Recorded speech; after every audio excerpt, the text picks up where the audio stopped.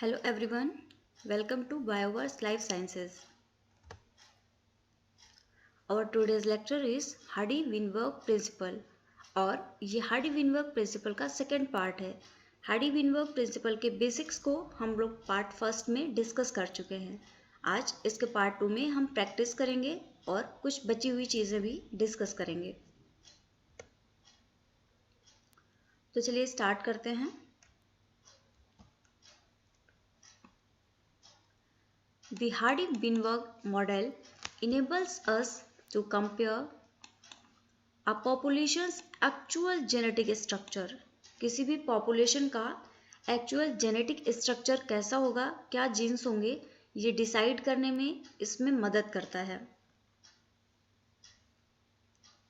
Over time with the genetic structure, we would expect if the population were in Hardy-Weinberg equilibrium. Hardy-Weinberg equilibrium के through हम ये चीज़ compare कर सकते हैं एक ऐसी पॉपुलेशन जो कि इवॉल्व नहीं हो रही है। कहने का मतलब है कि वो पॉपुलेशन अगर इवॉल्व नहीं हो रही है तो हार्डी-विनबर्ग इक्विलिब्रियम में है, और एक ऐसी पॉपुलेशन जो कि इवॉल्व हो रही है उनके जेनेटिक स्ट्रक्चर में कितना चेंज है, ये चीज़ हम इजीली कंपेयर कर सकते हैं हार्डी-विनबर्ग मॉडल के थ्रू। ऑल्दो हमने हार्डी-विनबर्ग इक्विलिब्रियम के बेसिक्स को पहले पार्ट में डिस्कस कर लिया है, एक बार रिवाइंड करते हैं। हार्डी-विनबर्ग इक्विलिब्रियम में हार्डी-विनबर्ग ने कुछ पॉइंट्स दिए थे। उन पॉइंट्स में ये था कि उन्होंने एक ऐसी पॉपुलेशन को लिया था जो कि इवॉल्व नहीं हो रही थी, उनमें किसी भी टाइप की चेंजेस नहीं देखे जा रहे थे। इन्होंने जो पॉपुलेशन का साइज लिया था वो पॉपुलेशन का साइज बहुत लार्ज लिया था। पॉपुलेशन का साइज लार्ज था, पॉपुलेशन में कोई नया इवोल्यूशन नहीं हो रहा था, कोई भी चेंज नहीं हो रहा था। उस पॉपुलेशन में कोई म्यूटेशन नहीं था, कोई माइग्रेशन नहीं था और कोई भी चेंजेस किसी भी टाइप के नहीं थे, और इनकी पॉपुलेशन नॉट इवॉल्विंग पॉपुलेशन थी। ये बेसिक्स हमने बहुत डिटेल में पार्ट 1 में पहले ही डिस्कस कर लिए हैं। तो चलिए आज हम इसका थ्योरी पार्ट हम कर चुके हैं, अब जो प्रैक्टिस वाला पार्ट है, न्यूमेरिकल पार्ट है, वो कर लेते हैं।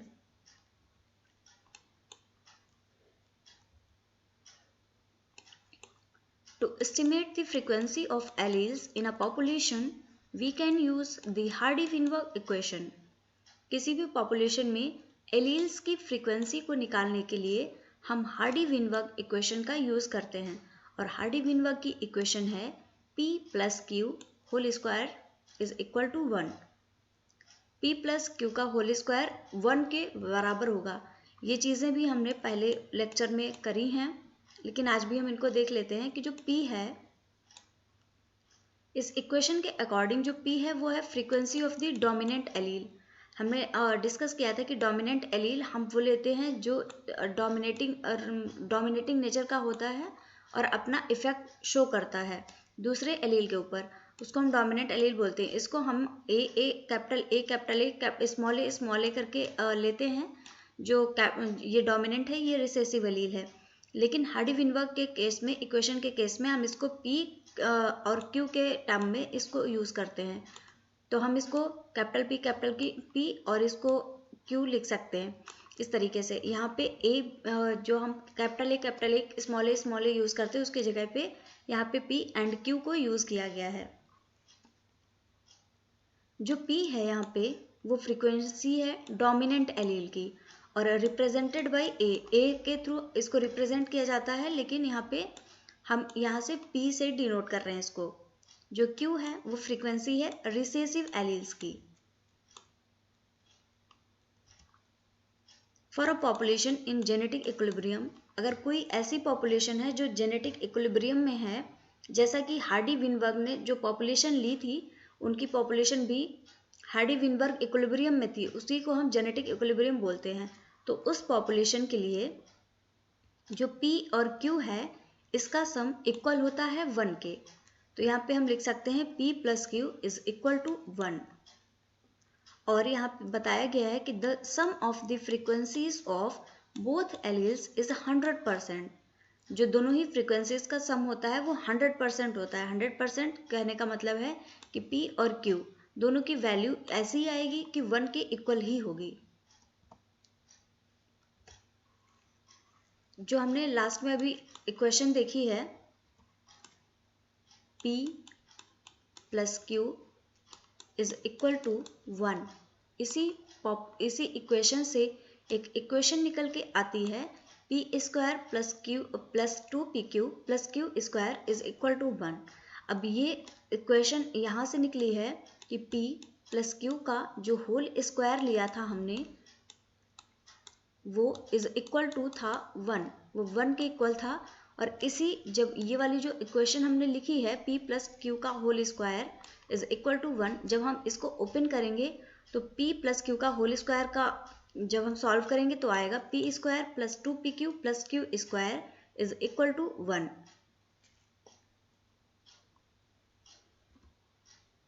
The three terms of this binomial expansion indicate the frequencies of the three genotypes। ये जो तीन टर्म्स आए हैं ये तीन टर्म्स हैं यहाँ पे। एक है P स्क्वायर, दूसरा है 2PQ और तीसरा है Q स्क्वायर। ये बाइनोमियल एक्सपेंशन है। बाइनोमियल एक्सपेंशन का जो टर्म आए हैं यहाँ पे, ये तीनों टर्म रिप्रेजेंट करते हैं जीनोटाइप्स के। ये डोमिनेंट जीनोटाइप होगा, ये हेट्रोजाइगस होगा और ये रिसेसिव जीनोटाइप है। देख सकते हैं यहाँ पे जो P स्क्वायर है ये फ्रीक्वेंसी है कैपिटल A की, यानी कि होमोजाइगस डोमिनेंट की। जो 2PQ है ये फ्रीक्वेंसी है capital A small a, that is heterozygous की। होमोजाइगस, हेट्रोजाइगस, रिसेसिव, इन एलील्स को हम कैसे डिफाइन करते हैं, ये चीज़ें भी हमने अपने प्रीवियस लेक्चर में हार्डी-विनबर्ग इक्विलिब्रियम के पार्ट 1 में डिस्कस की हैं। आप उसको रिफर कर सकते हैं चीज़ों को डिटेल में समझने के लिए। जो Q स्क्वायर है वो फ्रीक्वेंसी है स्मॉल a या होमोजाइगस रिसेसिव की। अब न्यूमेरिकल पार्ट में जो इक्वेशन है, जो फॉर्मूला इन्होंने दिया वो हमने पढ़ लिया है। तो चलिए एक क्वेश्चन करते हैं प्रैक्टिस के लिए। प्रैक्टिस का क्वेश्चन है, in a certain population of 1000 fruit flies, ये पॉपुलेशन साइज दिया गया है 1000 fruit flies, 640 have red eyes while the remainder have sepia eyes. The sepia eye trait is recessive to red eye. How many individuals would you expect to be homozygous for red eye color? Guys, आप लोग यहाँ पे video को pause करके इस question का answer निकालने के लिए ट्राई कर सकते हैं। मैं आंसर बताती हूँ इसका। यहाँ पे जो पॉपुलेशन का साइज दे के रखा है, आप देख सकते हैं ये 1000 है, ये पूरी पॉपुलेशन का साइज है। अब यहाँ पे दिखाया गया है ये sepia eye trait is recessive to red eye. कहने का मतलब है कि ये जो रेड आई का ट्रेट होगा ये होगा डोमिनेंट। डोमिनेंट मतलब कि कैपिटल ए। जो कैपिटल ए है वो यहाँ पे दिया गया है 640 हैव रेड आइज, मतलब कि 640 रेड आइज वाले फ्रूट फ्लाइज हैं। अब यहाँ से हमको निकालना है, यहाँ पे आपसे पूछा ये गया है how many individuals would you expect to be homozygous for red eye colour. आप जो रेड आई कलर के लिए जो रिसेसिव हैं, होमोजाइगस है रेड आई कलर के लिए, कैपिटल ए, ये इसी को पूछा गया है यहाँ पे। तो चलिए हम इसकी कैलकुलेशन को समझते हैं। अब देख सकते हैं क्यू स्क्वायर इस पॉपुलेशन के लिए 360 डिवाइड बाई 1000। आप देख सकते हैं यहाँ पे जो रेड आई के लिए जो डोमिनेंट वाला दिया गया है कैपिटल ए, या हम इसको P स्क्वायर भी लिख सकते हैं। ये यहाँ पे हमको 640 गिवन है। तो जब 1000 टोटल पॉपुलेशन है तो जब हम स्मॉल ए निकालेंगे तो वो 360 आ जाएगी। 1000 से माइनस करेंगे 640 को तो 360 यहाँ पे आ जाएगी।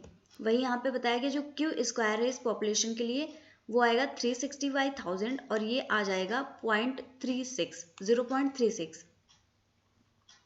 अब ये तो Q आया है, Q स्क्वायर। अगर हमें यहाँ से Q निकालना है, Q स्क्वायर आ गया है 0.36, तो Q निकालने के लिए हम इसका अंडर रूट लेते हैं। अंडर रूट 0.36 करेंगे तो ये डायरेक्ट यहाँ से 0.6 आ जाएगा। आप देख सकते हैं Q यहाँ पे 0.6 आ गया है। अब हम जानते हैं जो P प्लस Q होता है वो होता है 1। P प्लस Q 1 होता है। Q की हमको फ्रीक्वेंसी पता चल गई है 0.36। तो अब हम यहाँ से निकाल सकते हैं Q को, हमें फ्रीक्वेंसी Q की पता है, हमें P निकालना है, तो हम कर सकते हैं 1 माइनस Q। अब आप देखिए यहाँ पे 1 माइनस 0.6 जो हमने Q की फ्रीक्वेंसी निकाली थी 0.6, इसको यहाँ पे पुट करेंगे तो ये P की फ्रीक्वेंसी आ जाएगी 0.4।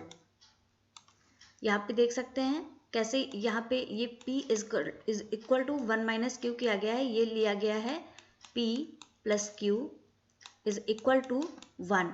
यहाँ से ये पॉपुलेशन के जो फॉर्मूला था उससे डिराइव किया गया है और यहाँ से पॉपुलेशन आया 0.4, P जो आया 0.4, Q जो आया हमारा वो आ गया 0.6। अब यहाँ पे होमोजाइगस डोमिनेंट की फ्रीक्वेंसी पूछी गई है, तो देखते हैं the homozygous dominant frequency P square होगा।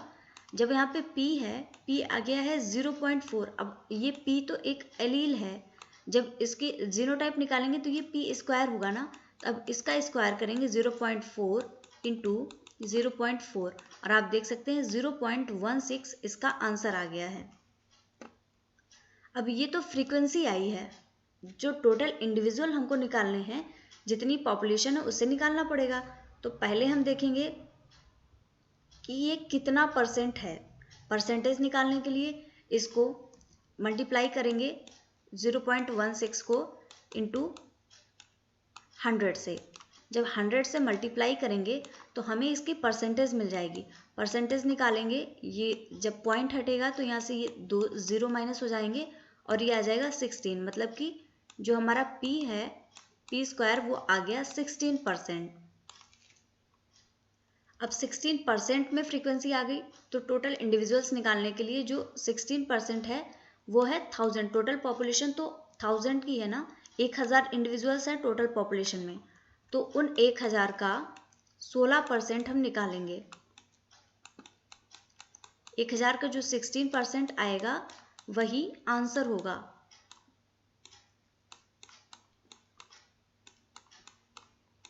आप देख सकते हैं जो आंसर आया है वो आ गया है 160। जो 16% था इसको हमने 16 डिवाइड बाई 100 लिखा। 100 का जो 2 0 था ये 1000 के 2 0 से कट गया, बचा 10 इंटू 16, आंसर हो गया 160। तो हम कह सकते हैं कि जो 160 इंडिविजुअल्स हैं वो होमोजाइगस डोमिनेंट होंगे या P स्क्वायर की फ्रीक्वेंसी होगी 160 individuals. Thank you very much guys for watching this session. Hardy-Weinberg equilibrium हम लोगों ने कंप्लीट कर लिया है, उसकी डिटेल पहले लेक्चर में की और अभी हम लोगों ने प्रैक्टिस भी कर ली है और भी बहुत सारे प्रैक्टिस सेशंस में लेके आऊँगी। आप लोगों को वीडियो कैसा लगा ज़रूर बताइएगा। अगर अच्छा लगा तो लाइक करिए, शेयर करिए एंड चैनल को भी सब्सक्राइब करिए। Thank you very much.